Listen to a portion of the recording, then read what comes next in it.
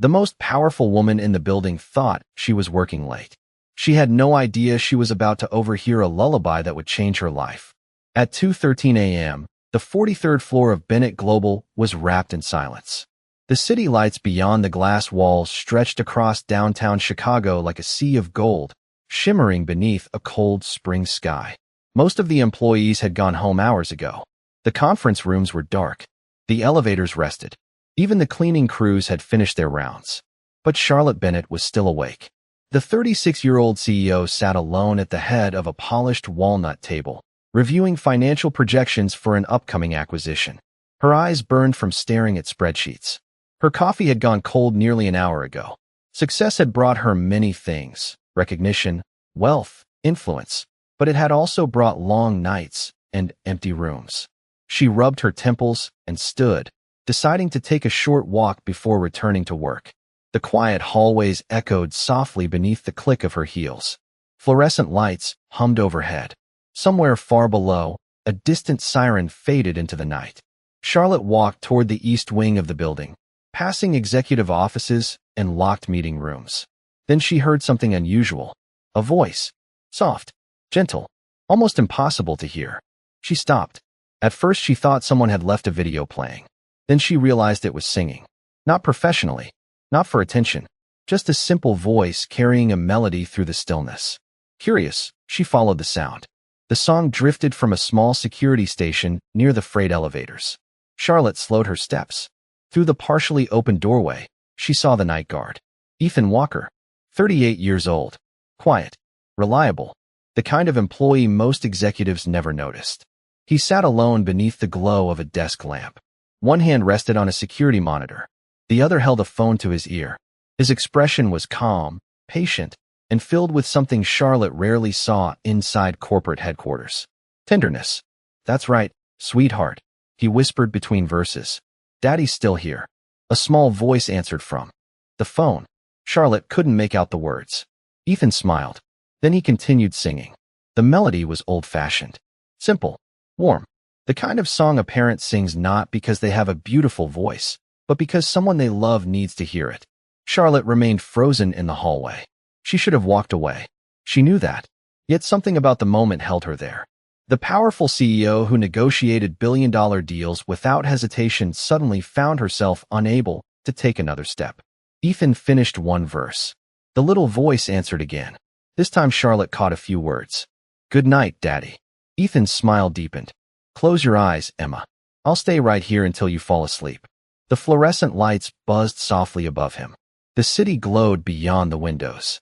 And for reasons Charlotte couldn't explain, the loneliness she carried every night felt heavier than usual. She watched as Ethan lowered his head and began singing once more, his voice barely louder than a whisper. In that moment, surrounded by wealth, glass, and steel, Charlotte Bennett discovered something she had not found in years. Not power, not ambition, not success, something far rarer. A father's quiet love. The next morning, Charlotte Bennett told herself she had forgotten about the song. She had meetings scheduled from 8 o'clock until nearly 6. Investors were flying in from New York. Legal teams were reviewing contracts worth hundreds of millions of dollars. There was no reason for a busy chief executive officer to spend another second thinking about a night guard she barely knew. Yet by noon, she realized she remembered every detail. The softness in his voice, the patience in his words, the way he had remained on the phone long after his daughter had grown quiet. It lingered in her thoughts like a melody that refused to fade. 3 days later, Charlotte found herself working late again. The building was nearly empty. Rain tapped gently against the floor-to-ceiling windows while clouds drifted over the Chicago skyline. She glanced at the clock on her laptop. 2:12 a.m. For a moment, she stared at the numbers. Then she shook her head, almost annoyed. With herself. This was ridiculous. She had no intention of checking whether Ethan was making another call. And yet 1 minute later, she was standing in the hallway. At exactly 2:13, the security station light switched on. Ethan appeared carrying a paper cup of coffee. He settled into his chair, picked up his phone, and smiled before the call even connected. Charlotte remained hidden around the corner. Hey, sweetheart, he said softly. Ready for bed? A little girl's laughter floated faintly through the speaker. Ethan's face brightened instantly. It was not the smile employees gave executives. It was not the smile people used during presentations or negotiations. It was real, unfiltered, the smile of a father whose entire world existed on the other end of a phone line. Charlotte listened for only a moment before walking away. She felt strangely guilty, as though she had witnessed something private and precious. But the following night, she noticed the same thing. And the night after that. Every evening, no matter the weather, no matter how late the hour, Ethan called. Every evening, he stayed on the line until Emma fell asleep. Weeks passed. The ritual never changed. One Friday night, Charlotte happened to cross paths with Frank Miller, the head of building operations. They were reviewing maintenance reports when Ethan's name appeared on a staffing schedule. Charlotte tried to sound casual. Walker seems reliable. Frank nodded immediately. Best night guard we have. Really? Never late. Never complains.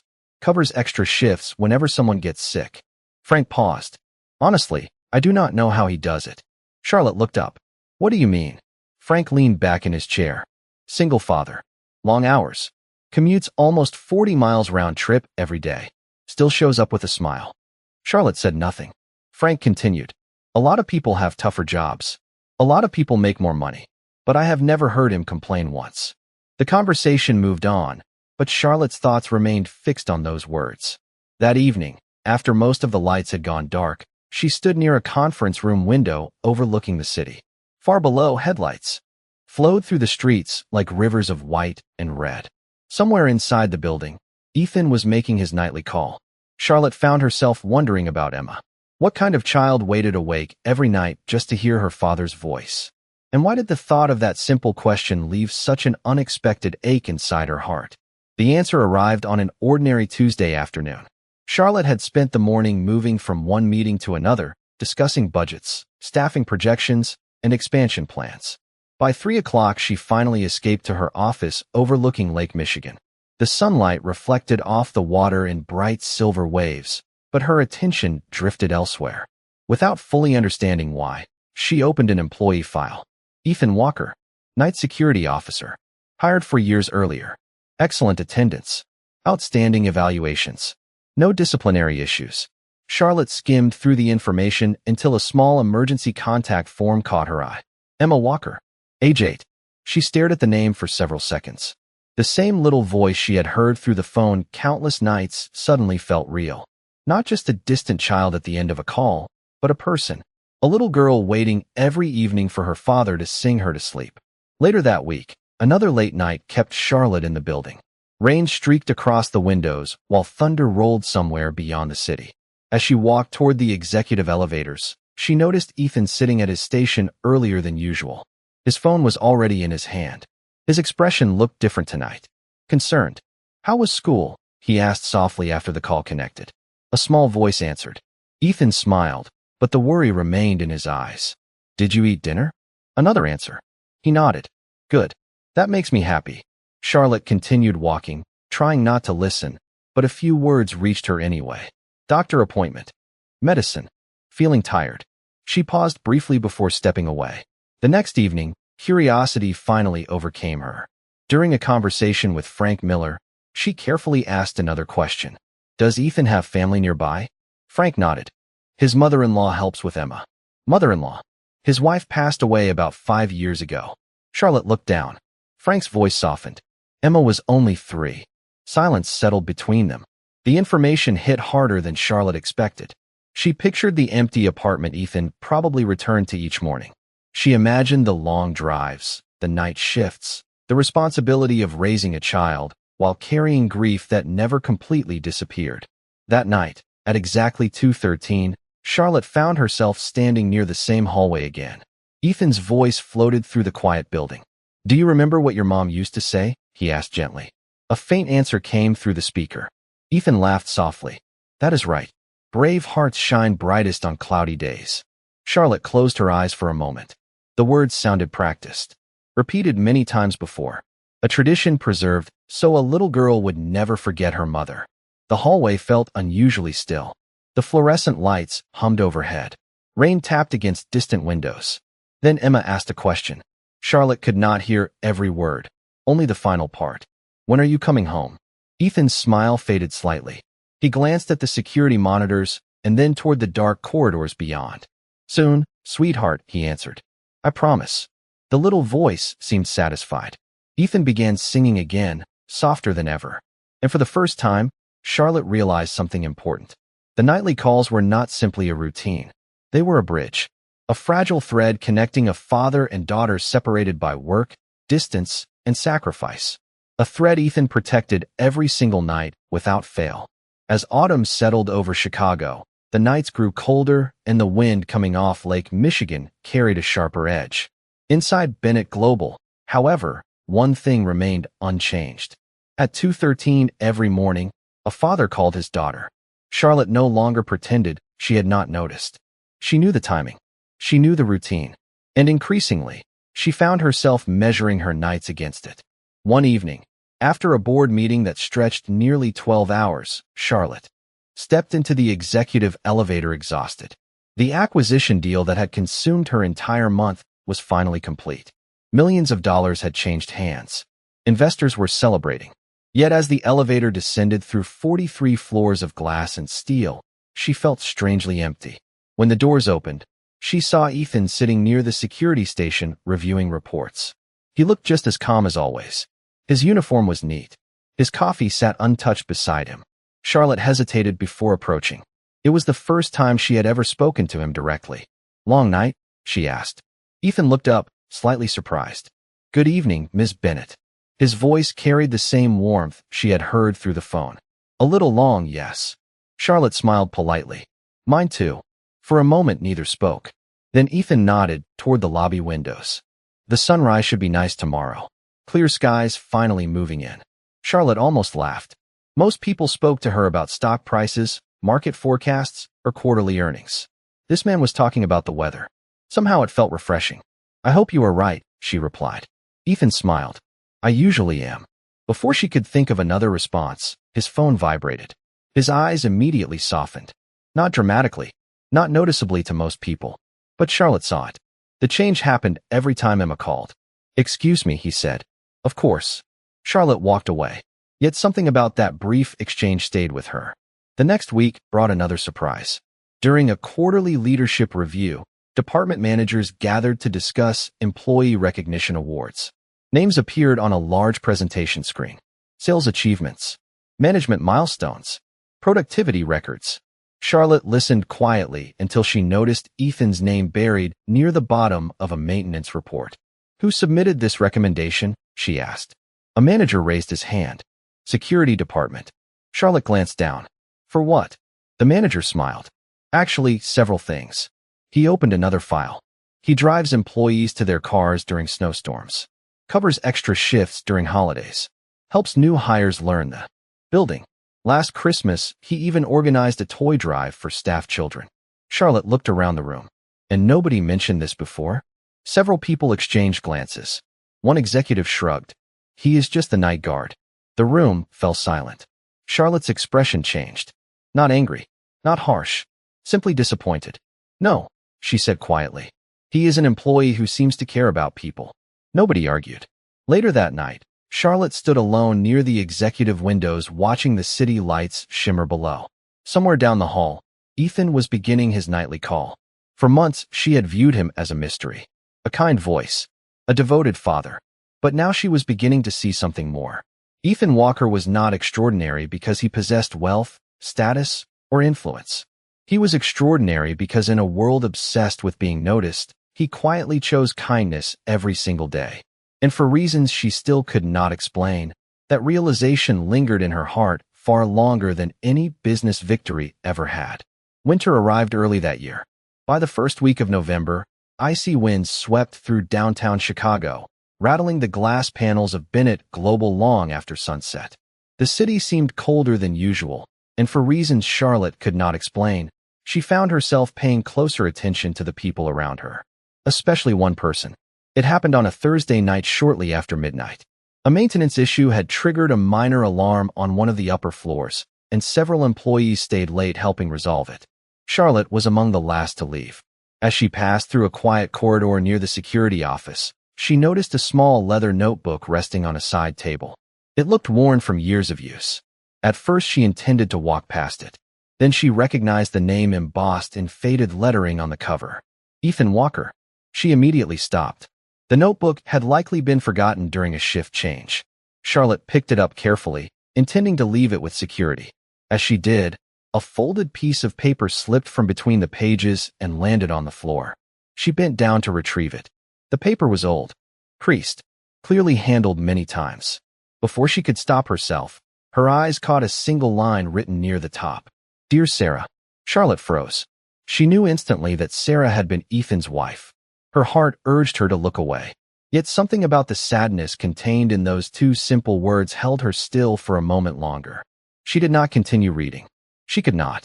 It felt too personal, too sacred. She carefully folded the letter exactly as she had found it and placed it back inside the notebook. But the image stayed with her. Dear Sarah. Not Dear Emma.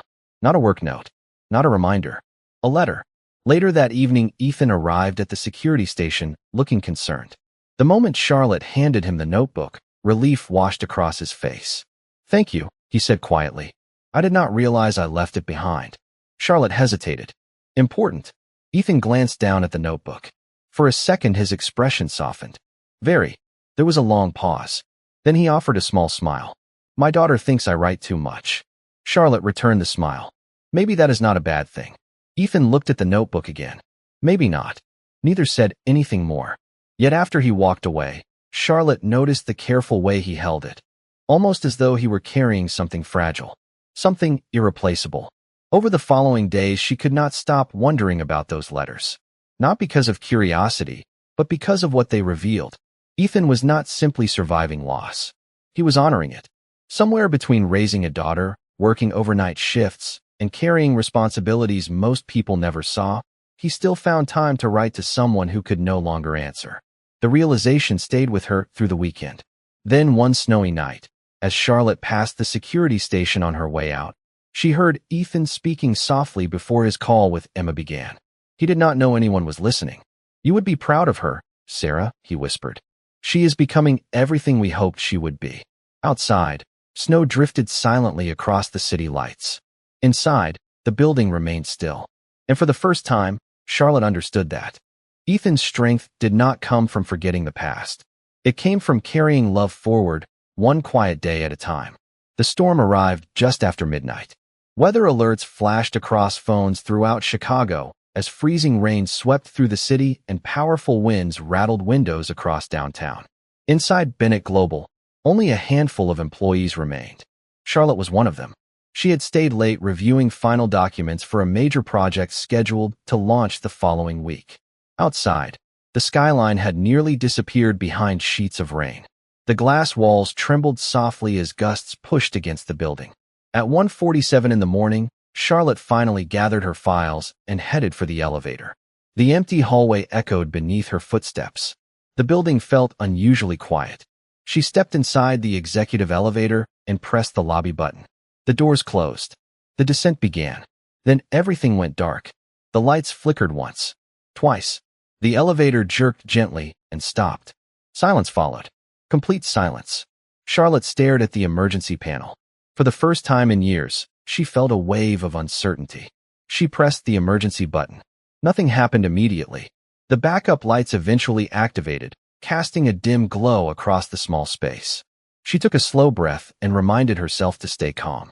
Somewhere above, thunder rolled across the city. Several minutes later, a familiar voice crackled through the emergency speaker. Ms. Bennett. Charlotte immediately recognized it. Ethan. Yes, ma'am. Are you all right? Relief washed over her. I am fine. Good. Please stay where you are. Maintenance is on the way, and I am coming up now. His tone remained steady, reassuring. The same tone he used with Emma every night. Charlotte leaned against the wall and closed her eyes. Somehow hearing his voice made the situation feel less serious. 15 minutes later, she heard movement outside the elevator doors. Tools shifted. Instructions were exchanged. Then Ethan's voice appeared again. We have everything under control. Charlotte smiled despite herself. You sound very confident. A brief chuckle came through the speaker. My daughter says that means I am stubborn. Charlotte laughed softly. The sound surprised even her. Minutes passed. The storm continued to roar outside. But inside the elevator, an unexpected conversation began. They talked about simple things. Coffee, Chicago winters, favorite places to watch the sunrise. Nothing important. Yet somehow it felt more genuine than many conversations Charlotte had during board meetings. Finally, the doors opened. Ethan stood outside beneath the glow of emergency lights. Rainwater clung to his jacket from crossing parts of the building during the storm. He extended a hand to help her step across the narrow gap. Charlotte accepted it. For a brief moment their eyes met. Neither spoke. Neither looked away immediately. Then Ethan released her hand and stepped back respectfully. "You are safe now." Charlotte nodded. "Thank you." Ethan glanced toward the security monitors mounted nearby. His expression suddenly changed. Concern flickered across his face. He checked the time. 2:12 a.m. 1 minute before his nightly call. Charlotte noticed instantly. Without saying a word, Ethan reached for his phone. Seconds later, his face softened as Emma answered.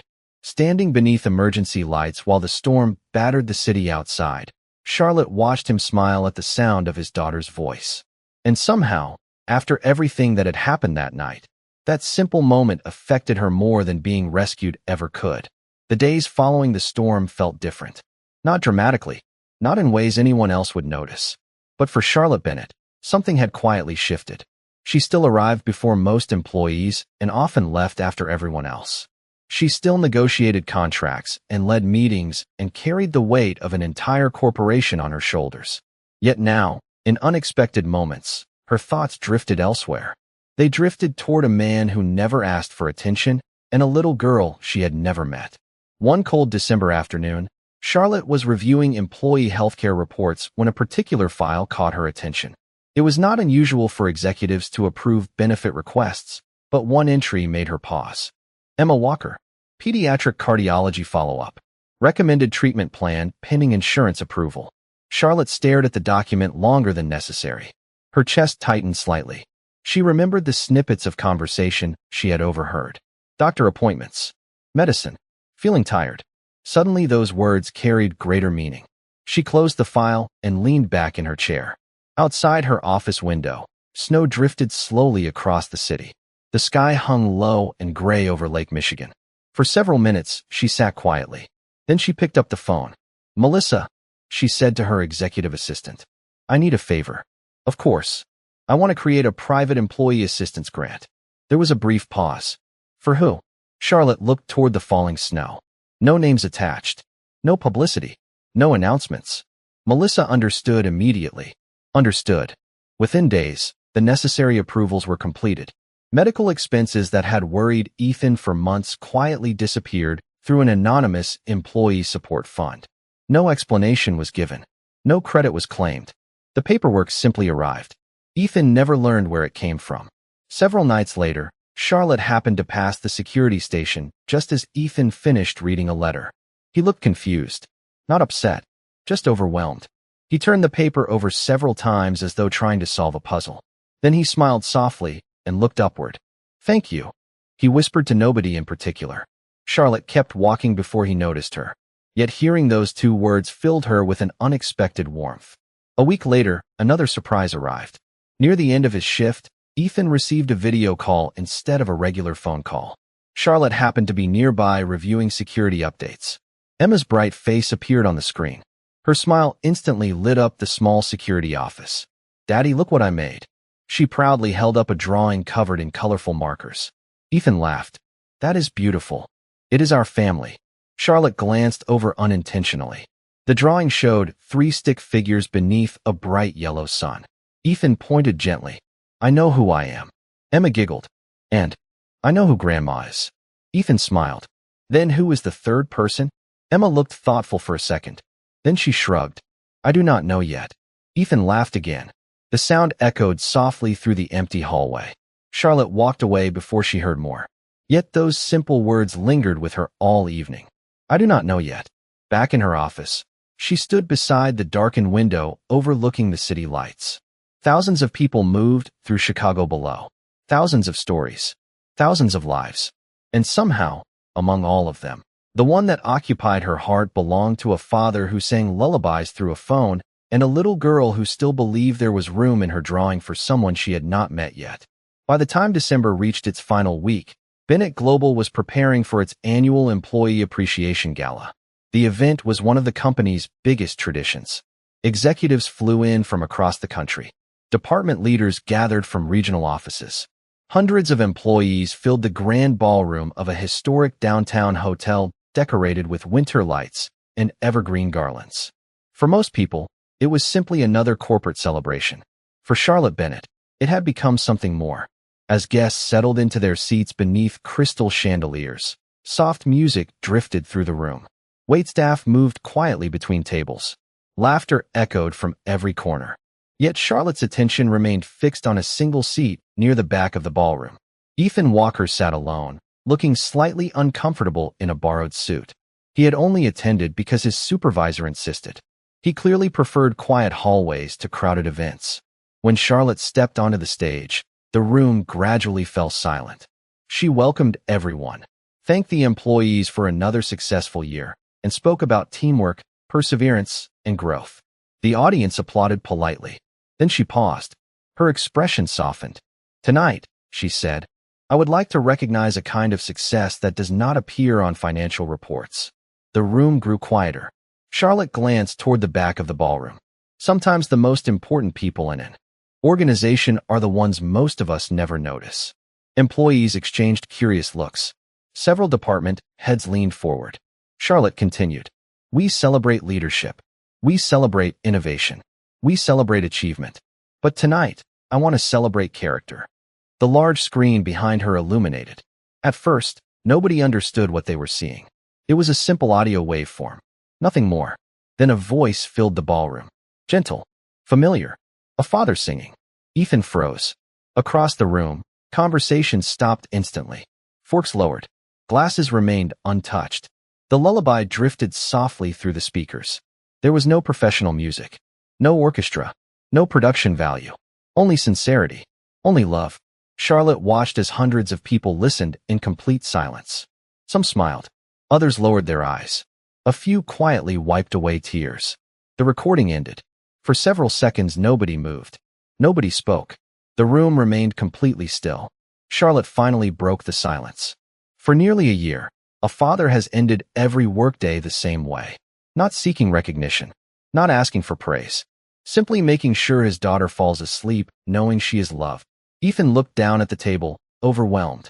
Charlotte continued. Many people know his job title. Very few know his story. She spoke about dedication. About kindness. About covering shifts for coworkers.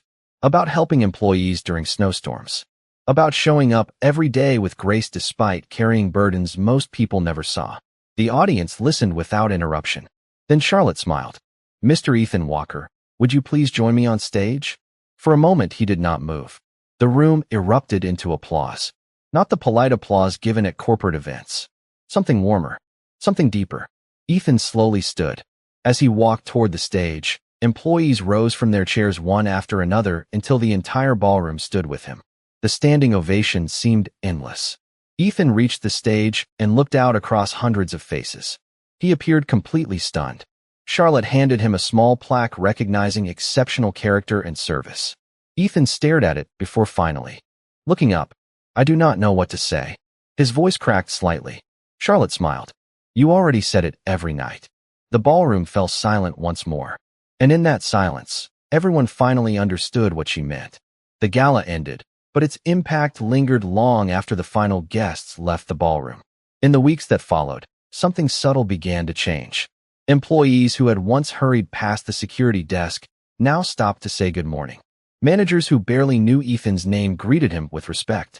Yet the recognition never seemed to affect him. He remained the same man he had always been. He arrived on time. He worked hard. And every night at 2:13, he called Emma.